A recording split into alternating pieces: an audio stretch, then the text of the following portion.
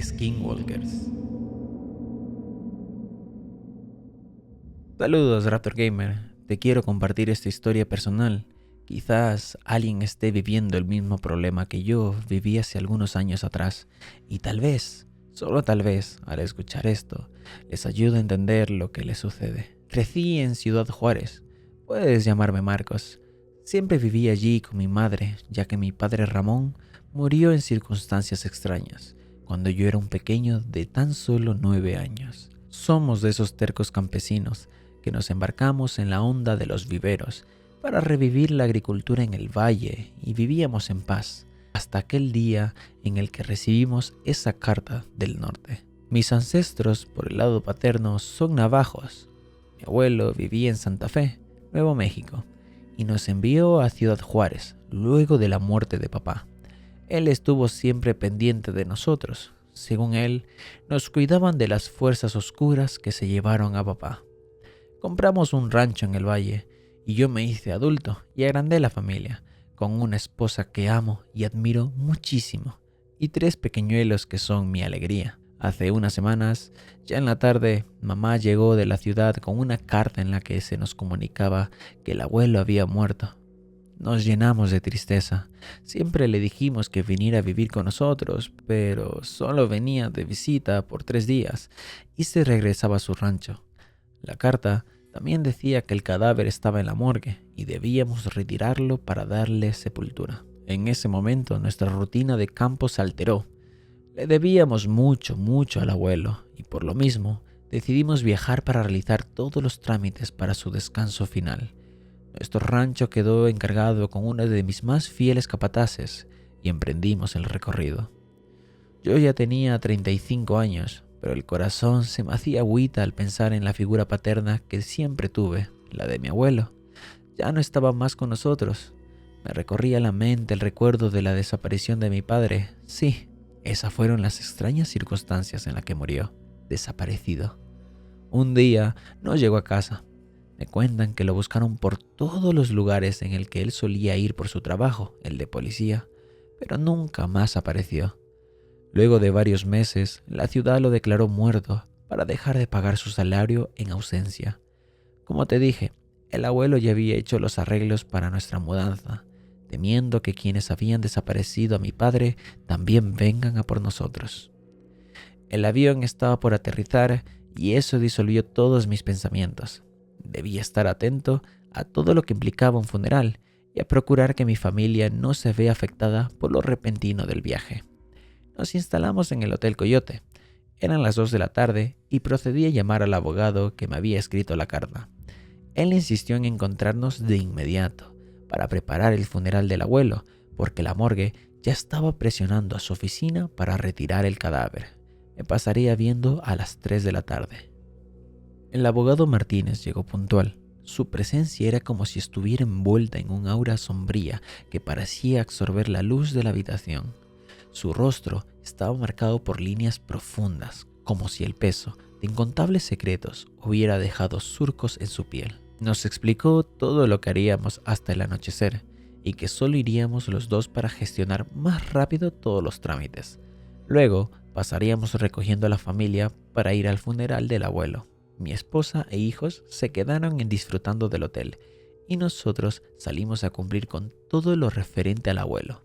Las cosas se le facilitaban a Martínez. En cada dependencia a la que llegábamos era impresionante el respeto que infundía ante las personas que entraban en contacto con él. Sin duda, el abuelo había contratado un excelente abogado y, por supuesto, era nativo navajo. A las 6 de la tarde ya estábamos en el hotel. Martínez se despidió y dijo que iría a la sala de velación a eso de las 9 de la noche. La cremación estaba prevista para el día siguiente, a las 8 de la mañana. Eran las 7:30 y camino al velatorio con mi familia, cenamos en un restaurante que quedaba en el camino, y allí sucedió algo realmente extraño. Cuando ya salíamos del local, noté a un grupo de nuestros paisanos, descendientes de navajo. Con un gesto que detonaba una profunda reverencia, se inclinaron ligeramente en una venia. Sus ojos fijos en mis hijos tenían un brillo especial, como si estuvieran tejiendo hilos invisibles para unirlos a su identidad y legado navajo. respondí con la misma venia y salimos de allí. Llegamos al velatorio y a eso de las 9 llegó Martínez, misterioso como siempre. Me dijo en voz baja que el abuelo me había dejado su rancho de 90 acres como herencia y que sí, que si quería podría firmar los papeles en ese instante, pues lo cargaba en su maletín. Con eso me evitaría visitar su oficina al día siguiente y podía ir directamente a tomar posesión del rancho. ¿Hay algo que pagar de todo esto?, pregunté. No, su abuelo siempre pensaba en los detalles y dejó cubierto todo. Hay un encargado en el rancho que lo recibirá y hará la entrega de todo el inventario de la propiedad, me dijo. Es usted muy eficiente, Martínez, le dije. La verdad es que su abuelo insistió en que usted debería estar en el rancho no más allá de 72 horas después de su muerte. Por eso es que ha acelerado todo. ¿Y hay algún motivo en especial?, pregunté. No, nunca habló de eso, me dijo. Martínez se fue después de que firmé los papeles y yo corrí a contarle a mi esposa lo de la herencia. Al día siguiente, después de la cremación, me dispuse a llevar las cenizas del abuelo a su rancho. Imagino que así lo habría querido, pues en vida no le gustaba alejarse de su terreno por más de 3 días. ¿3 días?, me quedé pensando. El camino desde Santa Fe hasta el rancho del abuelo fue como un viaje a través del tiempo. Conduje un coche alquilado por carreteras serpenteantes que se abrían paso entre las colinas cubiertas de pino y los vastos campos dorados. A medida que avanzábamos, el aire se impregnaba del aroma fresco de la tierra y la vegetación, lo que hacía sentir una conexión profunda con la naturaleza que nos rodeaba. El camino estaba marcado por antiguas cercas de maderas y postes de alambres oxidados, testigos silenciosos de los años que habían pasado.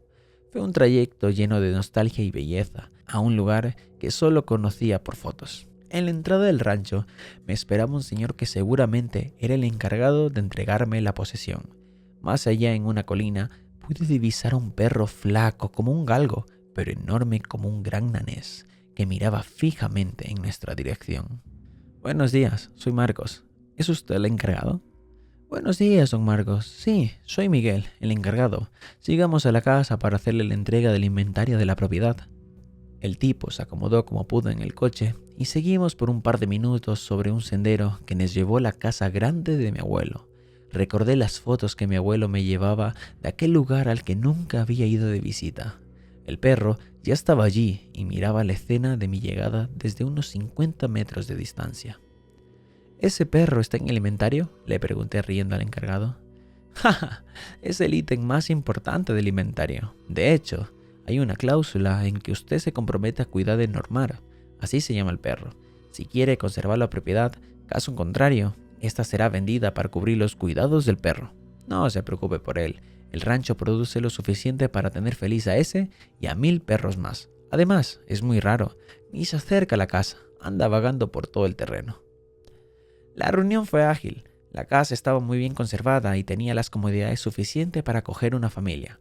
Miguel me enumeró tantas cosas que me estaban matando de aburrimiento. Producción, contador, capataz, todo estaba funcionando bien.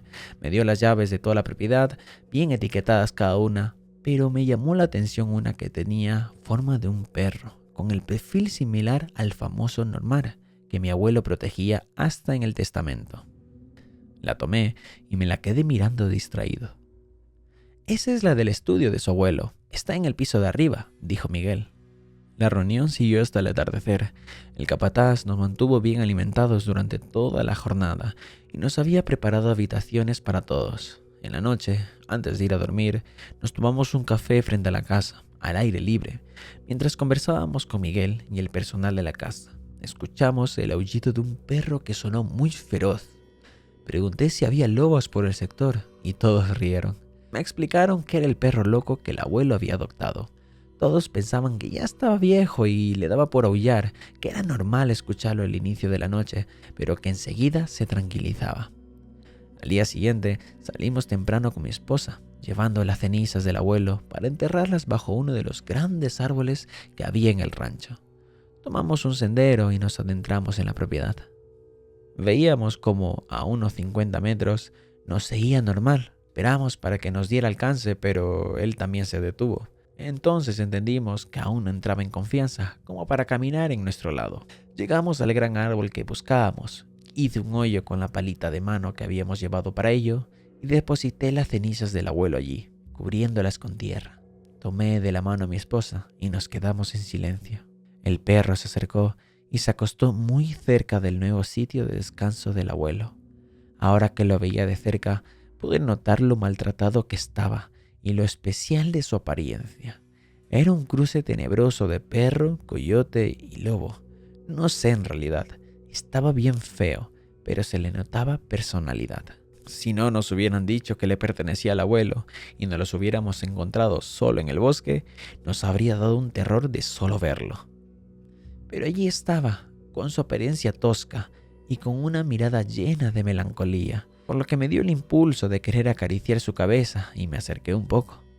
Enseguida, sin levantarse del piso, empezó a gruñir, enseñándome sus enormes dientes afilados, adoptando una actitud maligna. Lentamente puse a mi esposa detrás de mí y mirándola a los ojos le dije: «Tranquilo, amigo, él era mi abuelo y también estoy triste por su partida». El perro se calmó al instante, se levantó y avanzó hacia mí poniendo su frente en mi estómago. Prácticamente me estaba invitando a que lo acaricie. Yo acaricié su frente y sus hombros y él se dejaba apacible y sereno. Le puse mi mano en la barbilla y levanté su cara para verlo a los ojos. «Estás flaco, mi amigo. Debes ir por la casa más a menudo para que te alimentes bien y te pongas fuerte». Vi claramente que los ojos del perro brillaban como cuando está a punto de llorar. Hasta podría decir que estaba triste, o no sé si feliz, porque lamía de forma insistente mis manos, mientras movía la cola de un lado al otro. Ese día regresó caminando junto a nosotros y se volvió nuestro perro. Llegó hasta casa, pero se quedó echado afuera. Mis hijos lo vieron y se abalanzaron a él para acariciarlo, y él aguantó la intensidad de los tres chicos con mucha paciencia y ternura. Le llevé un gran tazón de agua y lo dejé con los muchachos mientras fui a buscar al capataz. Le pregunté a René de dónde había salido el perro y me contó que unos años después de la muerte de mi papá, el perro había aparecido por la casa y mi abuelo lo había adoptado, seguramente para que lo acompañe, pues ya nosotros, por orden del mismo abuelo, nos habíamos mudado a Ciudad Juárez. El perro se iba al campo al atardecer. Se la pasaba peleando la noche entera con cualquier animal que se le cruzara en su camino y regresaba todo herido por las mañanas.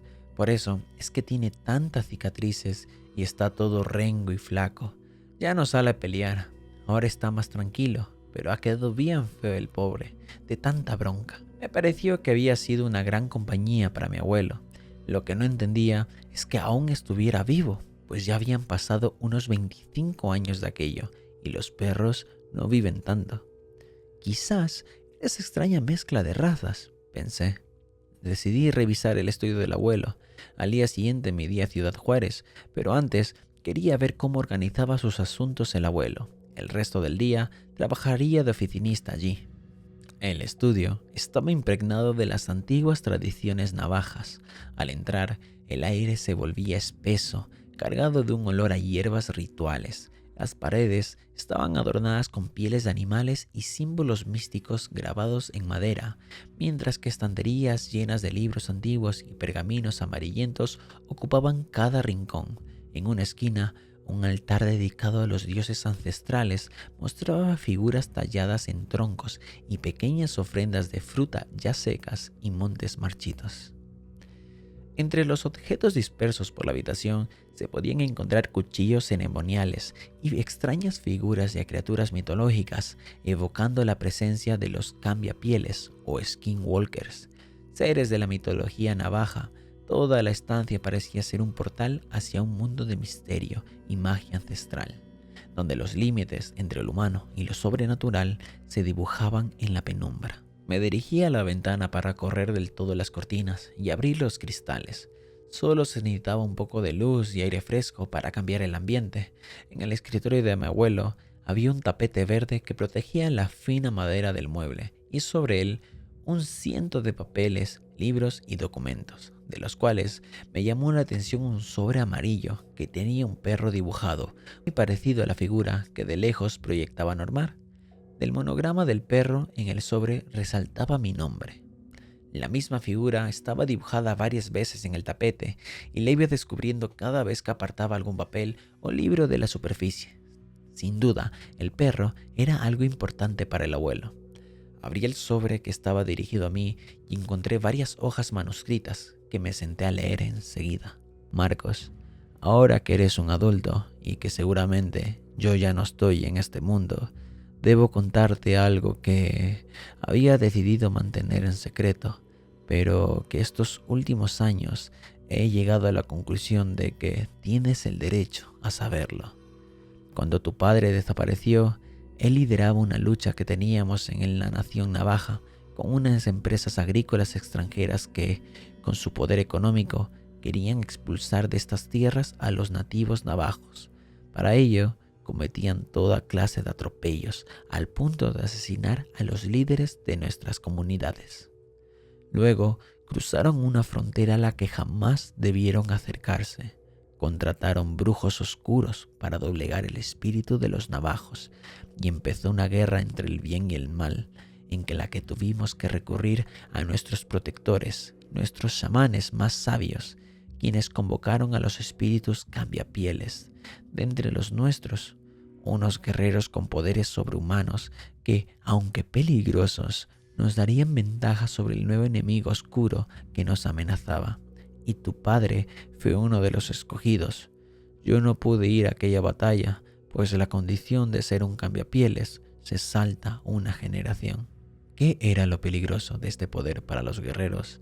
Que una vez convertido en los animales que ellos escogieran, debían volver a su forma de humano en menos de 24 horas, o de lo contrario, ya no podrían hacerlo.